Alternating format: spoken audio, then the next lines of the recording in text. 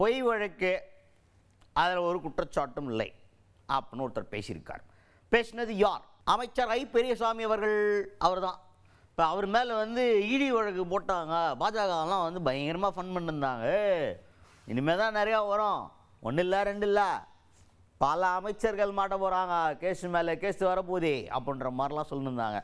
அப்படி சொன்னதுக்கு ஏற்ற மாதிரி இவர் மேலே ஒரு இடி கேஸு வந்தது. அதை பற்றி கேட்டப்போ ஐ பெரியசாமி அவர்கள் என்ன சொல்கிறாருன்னா, ரொம்ப தெளிவாக சொல்கிறார். அதில் ஒரு குற்றச்சாட்டு கிடையாது, அது ஒரு பொய் வழக்கு, அதனால் அதை பற்றி எனக்குலாம் கவலையே கிடையாது அப்படின்ற மாதிரி பேசியிருக்கார் ஐ பெரியசாமி அவர்கள். அவங்க பொய் வழக்கு போட்டாங்க, அது நீதிமன்றம்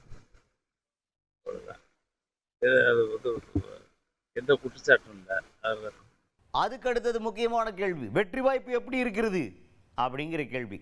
இப்போ நம்மெல்லாம் பரீட்சை எழுதும்போது 10வது எக்ஸாமு 12வது எக்ஸாம்லாம் எழுதையில் நமக்கு தெரிஞ்சிடும் பாஸ் ஆகிடுவோம் அப்படின்ட்டு. பாஸ் ஆகிடும்னு தெரிஞ்சாலே நம்மெல்லாம் ஒரே குஜாலிட்டி தான், எதை பற்றியும் பயப்படுறதே கிடையாது. ரிசல்ட் வருதா போட அப்படின்னு சொல்லிட்டு ஜாலியாக இருப்போம். ஏன்னா பாஸ் ஆகிடும் நமக்கு தெரியும். பாஸ் ஆகும் அப்படின்னு தெரியல, நம்மளே அவ்வளோ ஜாலியாக இருக்கல. ஃபஸ்ட் மார்க் வாங்குவோன்னு தெரியல எப்படி இருப்பேன், அவன் முகத்தில் அப்படியே ததும்பும் பாசிட்டிவ் எனர்ஜி, அப்படியே பலன்னு இருப்பான். மண்டைக்கு பின்னாடி ஒளிவட்டம்லாம் தெரியும். இப்போ ரிசல்ட் தெரிஞ்சவன் அப்படி தான் இருப்பான், கான்ஃபிடென்ட்டாக, ரொம்ப சந்தோஷமாக.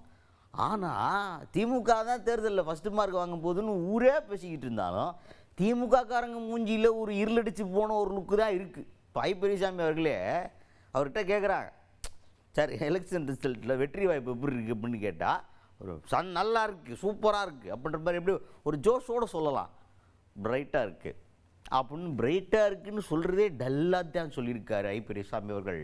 நல்ல பிரகாசமாக இருக்குது சார், கிரேட் ஃபியூச்சர். செகண்ட் 2வது முறையாக முதலமைச்சர் அவர்.